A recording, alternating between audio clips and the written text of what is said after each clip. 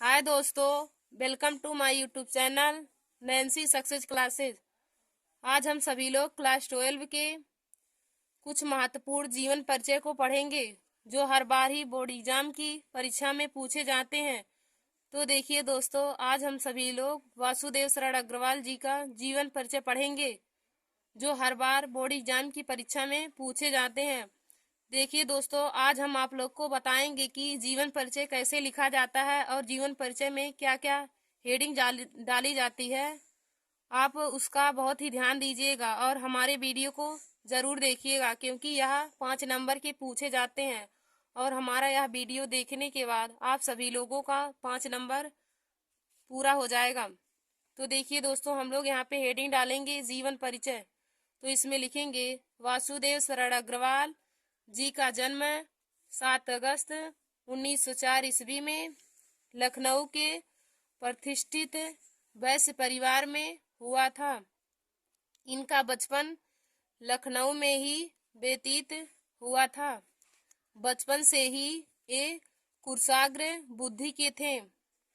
इनकी मृत्यु सन 1967 ईस्वी में हुआ था। देखिए दोस्तों, हम लोग जीवन परिचय में थोड़ा थोड़ा लिखेंगे, उसके बाद साहित्यिक परिचय में, फिर रचनाएं में। इसमें 5-6 हेडिंगें डाल के लिखी जाती है। तो जीवन परिचय में हमने पढ़ा है वासुदेव शरण अग्रवाल का जन्म 7 अगस्त 1904 ईस्वी को लखनऊ में हुआ था और एक प्रतिष्ठित वैश्य परिवार में हुआ था और इनका बचपन लखनऊ में ही व्यतीत हुआ था और बचपन से ही ये बहुत ही बुद्धिमान थे और पढ़ने लिखने में भी बहुत तेज थे और इनकी मृत्यु सन 1967 ईस्वी में हुआ था। देखिए दोस्तों, अब हम सभी लोग अगली हेडिंग डालेंगे साहित्यिक परिचय और इसमें हम लोग इन वासुदेव शरण अग्रवाल के इन्होंने साहित्य में क्या क्या किया था उसके बारे में पढ़ेंगे। तो इसमें देखिए हम लोग लिखेंगे वासुदेव शरण अग्रवाल जी हिंदी के साहित्य में बहुत बहुत ही कार्य किए थे। अल्पायु में यानी कि बहुत कम उम्र में काशी विश्वविद्यालय से बीए और लखनऊ विश्वविद्यालय में एमए पीएचडी की उपाधि प्राप्त कर ली। इन्हें काशी हिंदू विश्वविद्यालय ने पुरातत्व विभाग में प्राचीन इतिहास विभाग में ये अध्यक्ष पद को सौंप दिया गया। बहुत समय तक ये मथुरा तथा लखनऊ के संग्रहालयों के क्यूरेटर भी रहे।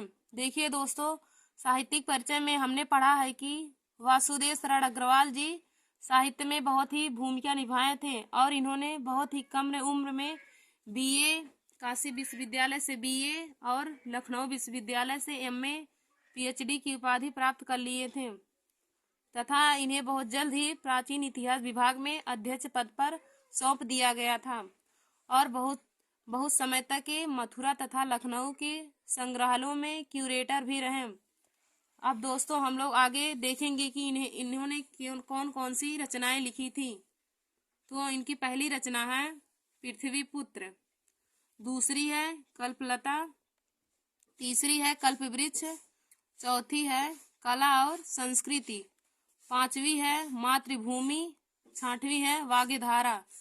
रचनाएं में इनकी 6 रचनाएं हैं जो बहुत ही महत्वपूर्ण हैं। दोस्तों, आप सब लोग इनकी रचना भी याद कर लीजिए क्योंकि बोर्ड एग्जाम की परीक्षा में बहुविकल्पी क्वेश्चन में इनकी रचनाएं भी देता है और उसमें आंसर छांटना रहता है। तो आप लोगों को याद रहेगा तभी आप लोग लिख पाएंगे और सही उत्तर बता लेंगे। अब हम लोग आगे देखेंगे।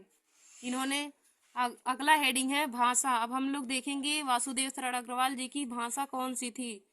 तो हम लोग लिखेंगे इसमें वासुदेव शरण अग्रवाल जी की भाषा पाली, प्राकृत, संस्कृत और अंग्रेजी भाषाओं का गहन अध्ययन किया था।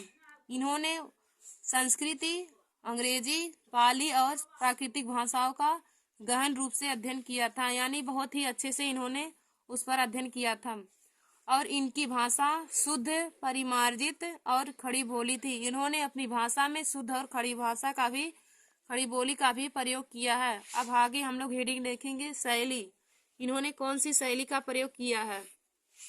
तो इसमें लिखेंगे अग्रवाल जी के शैली में इनके महान व्यक्तित्व की छाप दिखाई पड़ती है। इनके कथन प्रामाणिक होते हैं।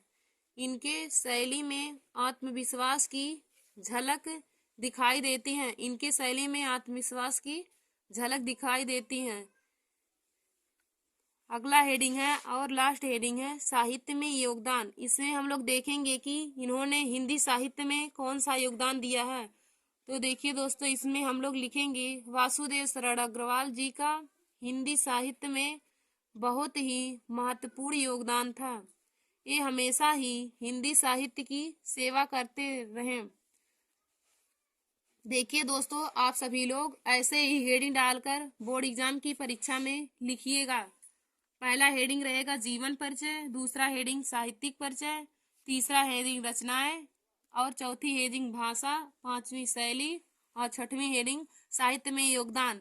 ऐसे ही हेडिंग डालकर आप सब लोग लिखेंगे तो बोर्ड एग्जाम की परीक्षा में एग्जामिनर आपकी कॉपी से देखकर बहुत ही खुश होंगे और आपको 5 में 5 ही नंबर दे देंगे, पूरा नंबर, आपका नंबर नहीं कटेगा।